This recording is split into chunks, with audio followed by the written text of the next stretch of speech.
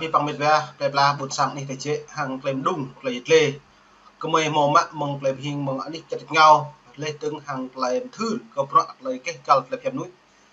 nó nhiều đây bột sang dưa kết lại bình duyên rim plan rim thun răng yêu thì nhiều dưa đa lại có thể nhủ bòn rừng hàng bầy nạp răng lên từng cật lại ngặt bọt hàng lấy cái cal claim hiểm núi lên từng như lẽ bộ màu chầm pieng mạ cứ nhạ sát bình núi bột sang đi gạt bộ lên nó có mày màu mạ bịa cái trách lên chim thư nó có càng rắc bịa về lấy dần về pít băng đã buồn sang thâu có thể là tiếp lên đồng bằng lấy cái cào là phiền núi mày màu mạ này lại mà bằng phiền năm này có là polo đằng eo thì nhiều mặt rõ cọ như chi nhiều chính quyền Việt Nam bị chỉ trích một là diễn đàn của Liên Quốc về những đàn áp nhân quyền thời gian gần đây. Tuy nhiên, đại diện Việt Nam đã bác bỏ những cáo buộc này. Nên ta lại đã buộc hội dòng tại buồn sàng. Ta lại nhớ cáo buộc bờ ra ta lại những bác bỏ dự pro neo. Mong thôn tổ bò xá trú ra này. Ta lại những bác bỏ đằng lệ ra nhiều. Dưa tầm mình dưa kết lệ nhiều bà thảo hũi ô. Thảo bộ còn ta lại đằng lệ ra nhiều lệ bộ mong nhẹ sát nước buồn sang. Chầm tiền nước bộ kê cả là lão. Nó nhất Paul Mạ Prot này đó nhiều phiên họp lần thứ 57 của Hội đồng Nhân quyền Liên Quốc diễn ra từ ngày 9 đến ngày 13 tháng 6. Đại diện của Liên Quốc về nhiều châu Âu và EU đã lên tiếng bày tỏ quan ngại về tình hình nhân quyền tại Việt Nam.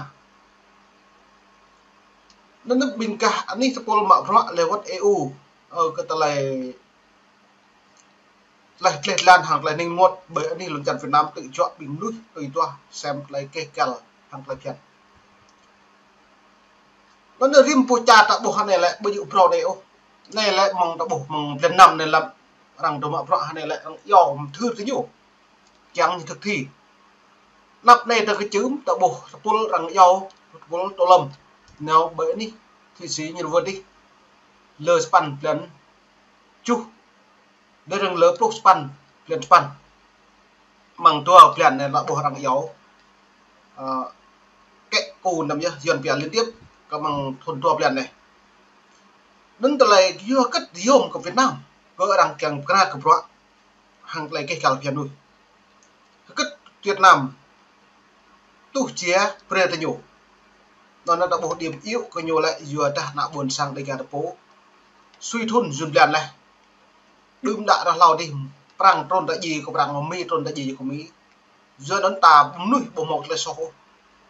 giờ đến cái nhóm từ mạo pro hàng lấy cây cả pre cái nạ buồn sang đi cả đã kèm một con là chân vừa đã ta tụ người dân bây giờ pro này ở suy này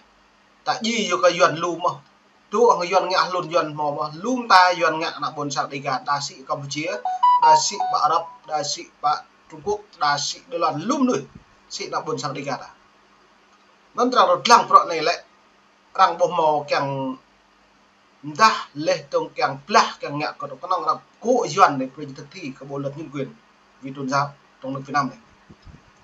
lệ tương mang cộ như chi bên lần bài lon để đóng như vậy cao ủy nhân quyền Liên Hợp Quốc ông Wilson hôm ngày 15 tháng 6 2025 phát biểu tại phiên khai mạc bày tỏ như đó lo ngại về việc đàn áp các quyền của người dân trên thế giới bao gồm các quyền tự do ngôn luận lập hội như áo cả là tự do báo chí. Ông nhắc đến tên người Việt Nam trong số các nước có hoạt động đàn áp tôn giáo đàn áp nó nên như này mà mong ta lại sky này lệ po dạ prong bởi anh đi pol mà prong buồn cùng lệ trúc và Việt Nam lệ vật mà nó luôn nuôi bằng tháo có ta lấy Việt Nam sốc lệ phiền tự chọn chăm biển nuôi buồn sang bình cao hàng lấy cây gạo nó như này được không lâm lờ tuộc lúc xa lần năm giáo đại diện thường trú của Liên Hợp Quốc EU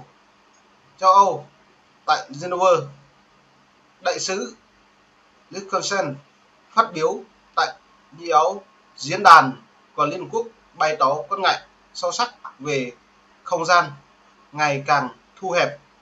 của xã hội dân sự của Việt Nam và các việc tiếp tục bắt giữ những người bảo vệ nhân quyền, các chuyên gia về quyền lao động và môi trường. Bố hết nuôi lần tràn Việt Nam này là lui nhưng mà tương đi cật lấy so mà pride lê mà kéo đây đi ắt như mà cứ bỏ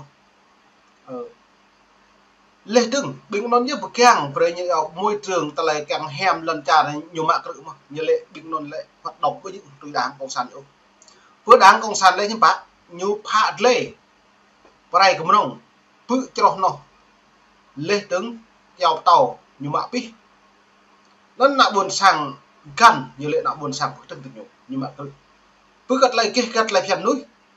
loại nhung ạ bố dự nạ buồn sang ta đằng đi học đi nấu cao tập năng nấu cúi và sạ và huyền và đánh và nhung ạ cứ như lệ bình núi này là pha hoạch chính sách chia để đoàn kết như giáo pha đội an ninh cái buổi lâm như từ nạ buồn sang đây cả giờ nó mà lúc này nó này đứng có bày cho lần ba đến như lễ đại diện EU kêu gọi Việt Nam đảm bảo các quyền tự do ngôn luận và lập hội cơ bản được bảo vệ để xã hội dân sự có thể tự do tham gia mọi khía cạnh phát triển. Nên tập bộ lại tiếp đi bằng nước cờ lại rằng thư được bình bộ EU mà pro hàng lại kể cả dòng thư của Việt Nam càng thực thi cờ lại phiền lâm lờ trộp lúc tua lần năm thôn tổ báo trong lúc mà này tại phiên thảo luận chung đại sứ Việt Nam tại Liên Hợp Quốc Mai Phạm Dũng bác bỏ những cáo buộc của cao ủy nhân quyền Liên Quốc một số quốc gia khác về tình hình vi phạm nhân quyền ở Việt Nam. Nên tờ lời này lại vô kết lệ nhô tuy bác bỏ lệ tuy từng hàng lệ rằng lệ thật là dấu bộ mẫu chữ cho nó đâu. Nên tờ lời thông tin cập nhật lệ tầng lại phải hình cấp ní gặp rời gặp tri rằng màu mắt rằng ra màu rút màu nằn màu bổ dưa kết lại nhiều đồ nào khang cọ mất rồi tờ lời trả đi như lệ như bộ màu sọc sẽ cho nó đâu. Nên cho cái Mai Phương Dũng này gặp nhiều cái mãi cái này đến sự này là Mai Phương Dũng này như lễ chúng tôi muốn nhắc lại rằng những nhận xét của cao ủy và của một số quốc gia và nhóm quốc gia liên quan đến tình hình nhân quyền ở Việt Nam đều dựa trên những thông tin chưa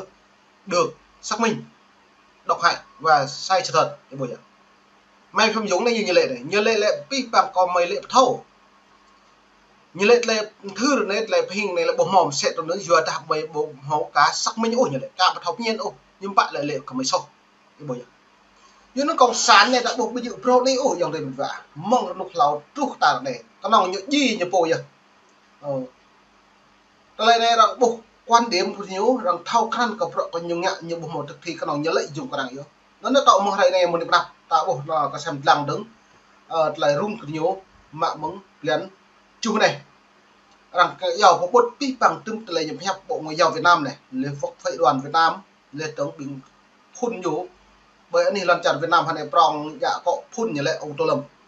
sẽ cái Tô Lâm đấy nhá nhiều màu lau tích dạ prong trong bí thư nhiều màu trường công an nhiều màu tổ chức đảng cái nhiều màu prong chủ tịch nhiều màu dưới nó hai châu nhật lau prong dưới nó đang giàu cái nhôn tắm nhá đấy người ta lại có loại cần đâm bình lúc giả pro lâu đi lệ tương bình đại sứ nhiều phải nhập vừa ta rằng phải nhập rằng lệ tương rằng chi tiết rằng lệ bùa thì nhớ rằng phật na cần nhớ càng thực thi sam mang luôn lệ bình nhớ ngặt như lệ yêu mò sọc đó với là mò sọc từ lệ với nhớ trình bày cái pít bằng pro rẻ hàng lại kê cả tập hiện nuôi tương một lúc lệ tương cư tương phố tương nan rằng mò mạm nuôi rúp nan còn ta lại những trong viên mà cái lù bộ nặng buồn sang ra này rồi nục lau đi tạo bộ móng thôn chụp lô mé lên tận thốn tô bộ xa tạo bộ hiếm bạn lại một nục nó nằm sẽ ta lại nằm mỡ phải nhập đôi bộ rút bộ này nục này dọn dọn 4.0 này màu rút màu nằn thao mình như đây nhưng thao thì chúng ta nhớ lại tung klong cầm mày lê và về mệt vả mày phần này ba là chặt lăng bình ý bộ rút món ăn hoặc lê tương bình ý xem lăng tại hình cặp cho mồm cột lại dần rung ở bị phải thuộc liền đây này phần này buồn sang khắp những xem lăng mồm những vùng tự bệnh đung đi chơi điều free này còn ít cả hà và lum nuôi thâu cột lại lê đi buồn sang khắp